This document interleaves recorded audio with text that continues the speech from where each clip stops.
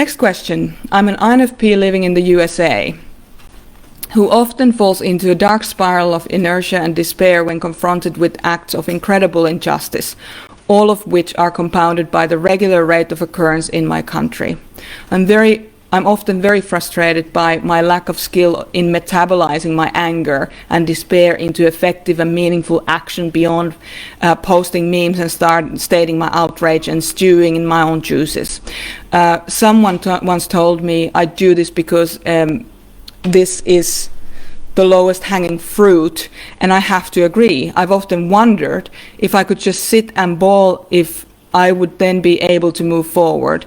But though I can tear up, I find this release difficult, as if my heart becomes heavy clogged up bag of water and cannot pour out, and which I'm left to simply drag around, which depletes my emotional energy. I'm thinking it might be related to being raised by two xxSJs, so two SJs, two sensory judgers, parents who admonished me for expressing any sad or angry feelings aloud. And these expressions were self-indulgent and to be kept to yourself. Looking back, I realized how stifling that was to an INFP child, absolutely, wondering why she was feeling so much conflicted in herself and why she was so wrong for having sad or angry feelings to begin with. I've always admired other types that don't wallow in overthinking, but leap into action to grapple with their dilemmas. How can I learn to do the same, such that I can be more accountable for my introverted feeling? Signed anonymously, the Suck-it-Up Buttercup. I love that. Thank you, Suck-it-Up Buttercup. Thank you for your question. I'm going to do an FI thing right now, which is to get my tea ready and start sipping it while we speak. So I'm doing what's right for me, and I really, really recommend that you do what's right for you too. And INFPs, I love you guys. I love INFPs so much. There's so much that us INFJs can learn from you guys. Of course, vice versa. But I'm just, speaking to you right now, my dear friend Buttercup. Listen.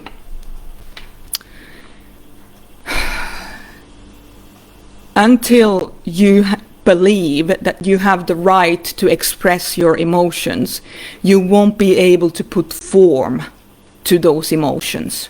Those emotions will manipulate you. They will run you in the way that the emotions know how to run you, which is to be suppressed.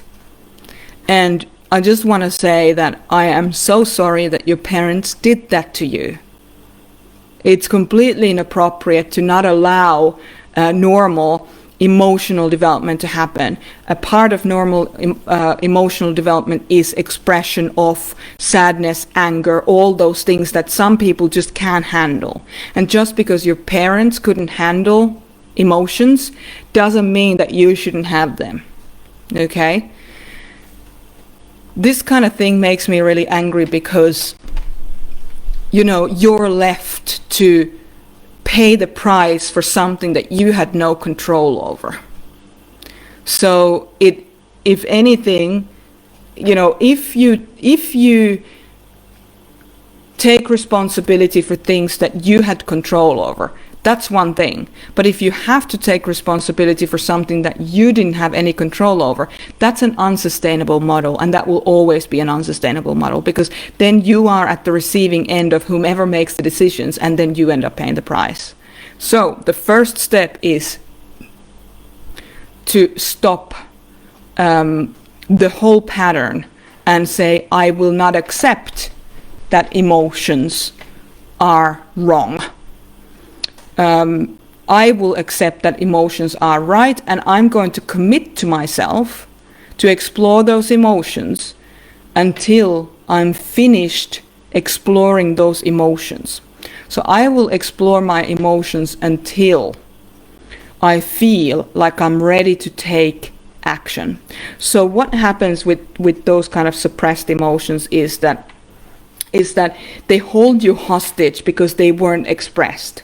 So until you learn to express, until you learn to listen to your emotions, even write them down, talk them onto like a video recorder or even a voice recorder, listen back to them, witness them, then ask them to be witnessed by people that you trust and respect, so that they won't criticize you for having the voice, saying the things that you need to say, and until your inner children feel like they are actually able to and allowed to have normal reactions to things, you won't be able to shape that energy of anger or frustration or sadness into action. So asking yourself to morph from effectively depression of emotions into action is, I'm actually never seen that happen in a healthy way. Okay, it is not okay a request to make of anyone. You have suppressed emotions. In order to be able to take action, we need to express the emotion, then take its shape and let the action come from there. So as indulgent as it seems to other people, this is not their journey. Your journey and your strength is in authentic expression of who you are. Don't deny that of yourself. Your parents weren't able to see that face that in themselves. They couldn't embrace it in you. That doesn't mean you shouldn't. You should totally embrace it in yourself. So harness the feelings by stop suppressing them, then give them a voice within a safe space where you don't hurt yourself or other people. Get that energy out so that you can look at the energy and start planning, start molding, start funneling the energy into whatever you want to do with it. So I hope that helps, my dear friend, Suck-it-Up Buttercup. I'd love to hear if that was helpful. And I just want to say to all my INFP peeps out there, you have something that the rest of us can only dream of, and that is capacity for depth in emotion and expression of authenticity.